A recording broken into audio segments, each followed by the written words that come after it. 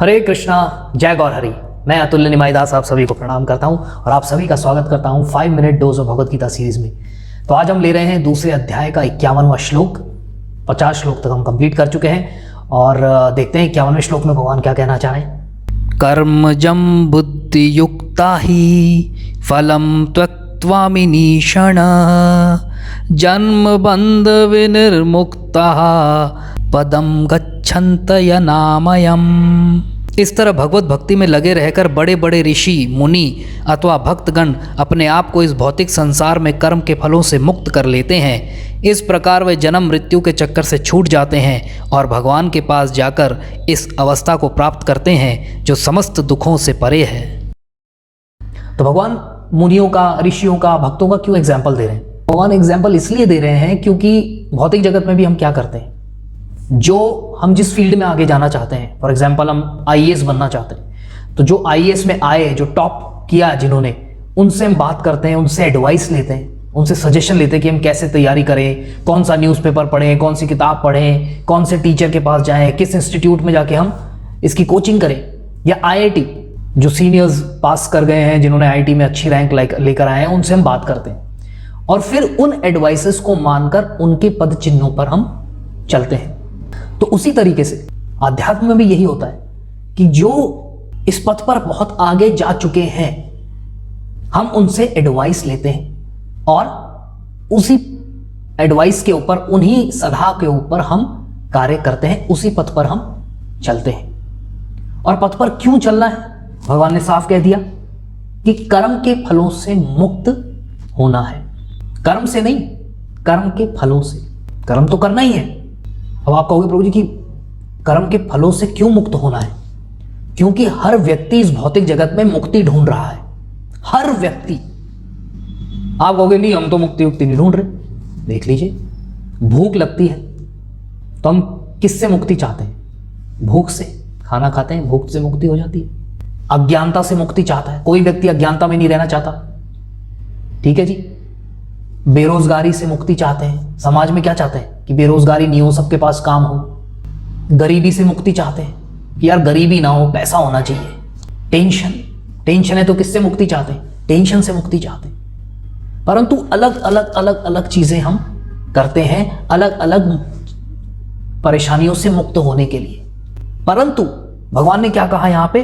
बुद्धि युक्ता, कि बुद्धि युक्त होने से, इसका मतलब भक्ति करने से भगवान की एक ही बाण से सारे निशाने लग जाते हैं। सिंगल विंडो क्लियरेंस, कि एक जगह जाओ, जैसे सुपरमार्केट्स हैं, ये जितने बड़े मॉल्स हैं, डिपार्टमेंटल स्टोर्स हैं, वहां आप जाओ, वहां हर तरीके का सामान मिल जाएगा।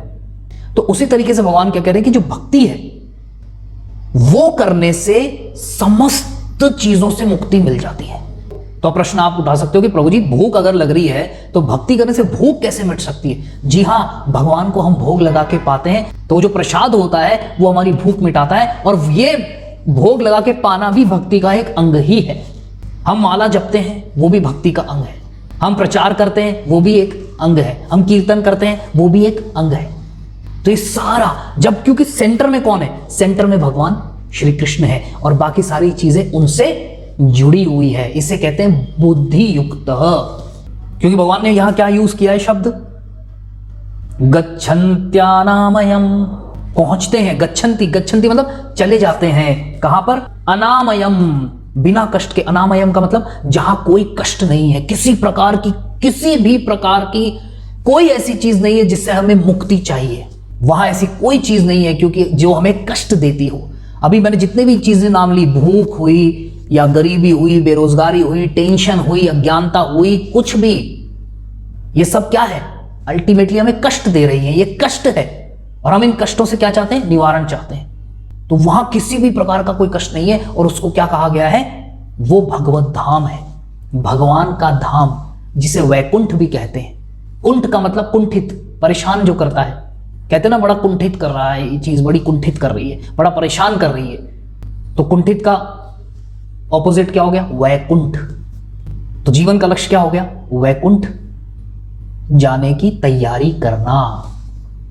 ये पूरा जीवन जो है हमें तैयारी करनी है कि जिस दिन हम शरीर छोड़ें उस दिन हम वैकुंठ चले जाएं, फिर वापस हम इस जन्म मृत्यु के चक्कर में ना फंसे, क्योंकि दूसरे ही लाइन में क्या कह रहे हैं, जन्म बंधन, कि जन्म क्या है, बंधन है। कि जन्म को ही प्रभु जी क्यों कहा, क्योंकि जन्म होगा तभी तो मृत्यु होगी। 7 प्रकार के दुख बताए गए हैं शास्त्रों में, जन्म मृत्यु जरा व्याधि, और 3 प्रकार की व्याधियां, अधिदैविक, अधिभौतिक, अधि आत्मिक। जन्म दुख है, मृत्यु दुख है, जरा बुढ़ापा दुख है, व्याधि प्रॉब्लम्स, और 3 प्रकार की कौन सी, अधिदैविक। अधिदैविक मतलब जो दैवी प्रकृति के द्वारा होती है, अर्थक्वेक, जलजले, सुनामी। अधिभौतिक जो दूसरे जीवों के द्वारा होती है, कोरोना वायरस, जानवर या कॉम्पिटिटर, हमारे कई लोग रिश्तेदार भी कह सकते हैं कि रिश्तेदार भी बड़े प्रॉब्लमेटिक है हमारे लिए। और अधि आत्मिक, आत्मिक मतलब मन के द्वारा, टेंशन, डिप्रेशन, स्ट्रेस, ये सब चीजें। तो यहां इस भौतिक संसार में ये 7 प्रकार की प्रॉब्लम्स हैं।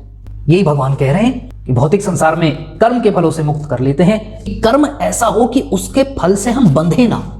और वो कर्म सिर्फ किसके लिए हो सकता है, भगवान कृष्ण के लिए।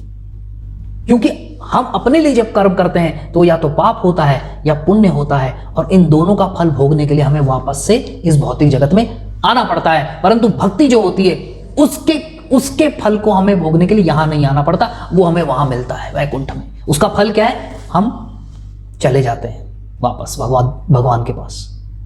ये भक्ति का फल है। क्योंकि लोग मुक्ति ढूंढते जरूर हैं, परंतु उन्हें यह नहीं पता कि मुक्ति होती क्या है, वो मिलेगी कहां। और भगवान कृष्ण का एक नाम है मुकुंद, जो मुक्ति प्रदाता है, जो मुक्ति देते हैं। तो भगवान कृष्ण की भक्ति करने से ही मुक्ति मिल सकती है। भगवान कृष्ण, राम, जो विष्णु अवतार है, उन सब, वो सब इसमें इंक्लूडेड है।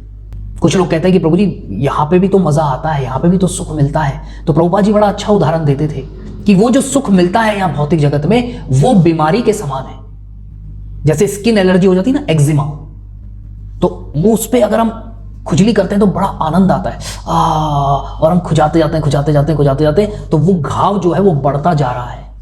तो भौतिक जगत भी इसी तरीके से है कि जितना यहां मजा लेंगे उतना ज्यादा घाव बढ़ता जाएगा। उसका मतलब क्या है कि बार बार हमें यहां आना पड़ेगा। तो यही कह के मैं विराम लूंगा। आशा है आप लोग हरे कृष्ण महामंत्र की माला रेगुलर जप रहे हो। आप सभी से मैं हाथ जोड़कर विनती करता हूं, सर झुका के विनती करता हूं, प्लीज कम से कम 108 बार तो जपिए। 10 मिनट निकालिए अपने लिए। हम ऑलरेडी पढ़ चुके हैं, हम शरीर नहीं, हम आत्मा है। तो शरीर का खाना तो आप रोज खाते हो, परंतु अपना जो आत्मा का खाना है उसको भी तो रोज खाइए। वो खाना क्या है, वो भोजन क्या है, हरे कृष्ण कृष्ण कृष्ण हरे हरे, हरे राम राम राम हरे हरे।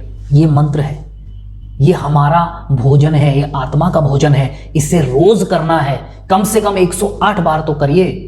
जितना ज्यादा करेंगे उतना बढ़िया है। 16 माला हम जपते हैं, कम से कम आप 4 माला तो करिए। जो 1 माला भी नहीं कर रहा वो 1 माला से शुरू करिए, जो 1 माला कर रहा है उसको बढ़ाइए, 2 पे लाइए, 4 पे लाइए, करिए ना। अपने लिए समय निकालिए। 24 घंटे में से क्या हम अपने लिए 10% समय भी निकाल नहीं सकते? या 2 घंटे भी हम अपने आप को नहीं दे सकते? बड़ी अचरज की बात है, बड़े अचंभे की बात है कि हम अपने लिए, आत्मा के लिए 10% समय भी नहीं निकाल रहे। ये उस तरीके की बात हो गई कि आदमी पूरे दिन अपनी गाड़ी को चमकाए जा रहा है, परंतु खुद खाना भी नहीं खा रहा, और भूख के मारे हालत खराब हो रही है, बहुत बुरी हालत हो रही है, बीमार हो रहा है, पर अपनी गाड़ी को चमकाए जा रहा है। अंत में क्या होगा? कितने दिन चमका लेगा? हॉस्पिटल में नजर आएगा थोड़े दिनों बाद। उसी तरीके से हम भी इस हॉस्पिटल में, इस भौतिक जगत को क्या कहा गया है? हॉस्पिटल है ये। इसलिए हम बार बार हर जन्म में इस हॉस्पिटल में आते हैं और यहीं पे फंसे रह जाते हैं, क्योंकि हमने अपने लिए कुछ नहीं किया। तो आपसे हाथ जोड़ता हूं, अपने लिए कुछ करिए प्लीज। हरे कृष्ण महामंत्र जपिए। अगर आपको कोई भी प्रश्न है माला से रिलेटेड कुछ भी, तो आप कमेंट में लिख सकते हैं, पूछ सकते हैं, हम आपको उत्तर देंगे, बिल्कुल उत्तर देंगे।